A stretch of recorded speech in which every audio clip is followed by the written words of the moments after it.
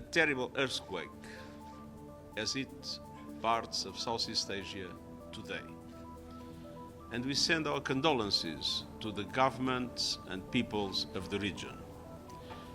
The United Nations system is mobilizing to help those in need. Ladies and gentlemen of the press, I want to focus today on the dramatic and dire situation that is unfolding in South Sudan. All the dark clouds of a perfect storm have descended upon the people of the world's newest country and one of the poorest. A security emergency with intensifying clashes, aerial bombing of civilians, including women and children, the presence of external forces, and an ever-growing regional dimension to the conflict. Political upheaval, culminating most recently with the arrest of First Vice President Riek Machar. The peace agreement is in shambles. A humanitarian nightmare, with about 3 out of 4 South Sudanese needing assistance, half the population severely food insecure, and cholera breaking out. A displacement crisis, with more than 1 million people crossing the border from Sudan since fighting began there. And an economic meltdown, with oil revenue plummeting and inflation skyrocketing 300%. Finally, a funding crisis, with much of the already limited humanitarian and development aid drying up. Meanwhile, ethnic and political targeting by security forces, coupled with the spread of misinformation on social media, is lighting the fuse for even worse. Let's not mince words. What we are seeing is darkly reminiscent of the 2013 and 2016 civil wars, which killed 400,000 people. Our UN mission in South Sudan is working around the clock to ease tensions, engaging all parties, and boosting protection of civilians. But we face operational limitations. For the sake of the long-suffering people of South Sudan, it's time for dialogue and de-escalation. The Horn of Africa is already in turmoil and cannot afford another conflict, nor can the people of South Sudan. To the leaders of that country, I say, end the politics of confrontation. Release detained military and civilian officials now. Fully restore the government of national unity and vigorously implement the promises you made through your commitments to the peace agreement, which is the only legal framework to peaceful, free and fair elections in December 2026. I also urge the regional and international community as guarantors of the peace agreement to speak with one voice in support of the peace process and against any attempts to undermine it. I just spoke with the chairperson of the African Union Commission this morning. We fully support the AU initiative to deploy the panel of the wise, as well as the efforts of Special Envoy of President Ruto of Kenya. And we'll be working in close cooperation with the AU and IGAD. The people of South Sudan are close to my heart. On my very first visit as High Commissioner for Refugees, I was several days with South Sudanese refugees, and years later, I accompanied them across the border, finally on their way home. And I will never forget the decency at their very core. They had such enormous hopes and aspirations, but unfortunately, not the leadership they deserve.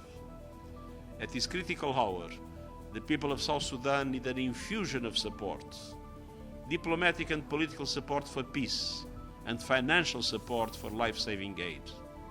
South Sudan may have fallen off the world's radar, but we cannot let the situation fall over the abyss.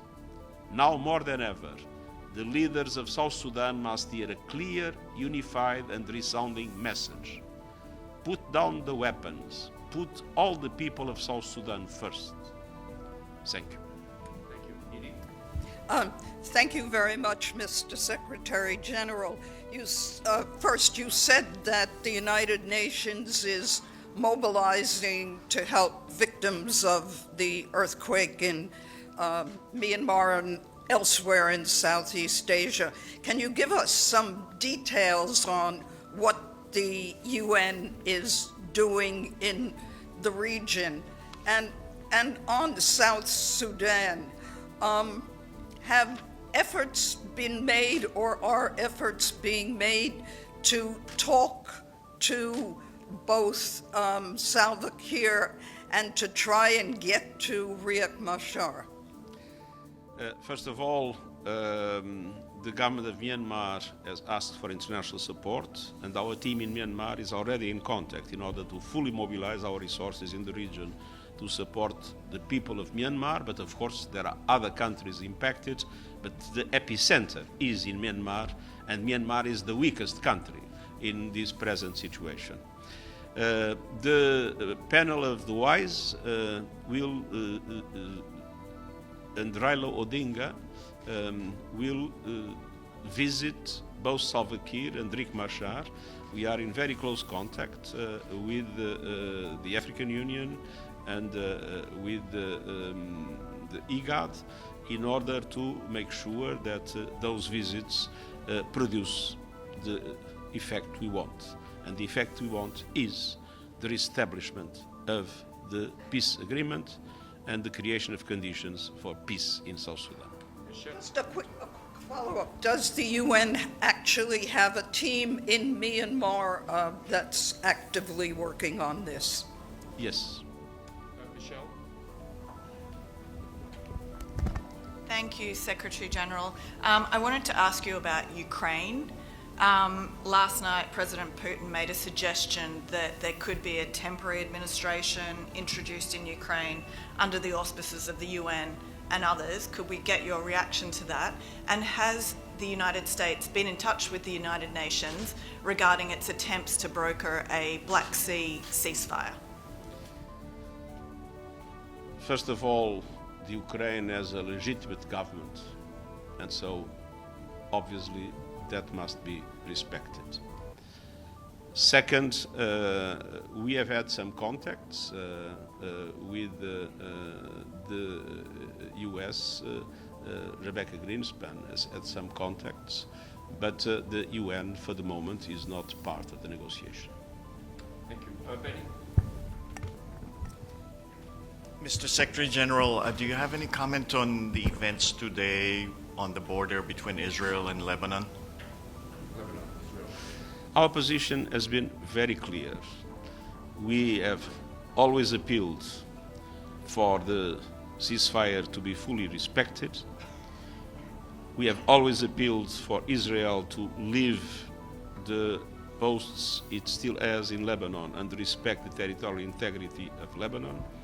And we have always appealed for the support of the international community to the government of Lebanon and to the Lebanese armed forces in order for them to fully guarantee the sovereignty of the country. Thank you very much. Thank you. And the security of Israel.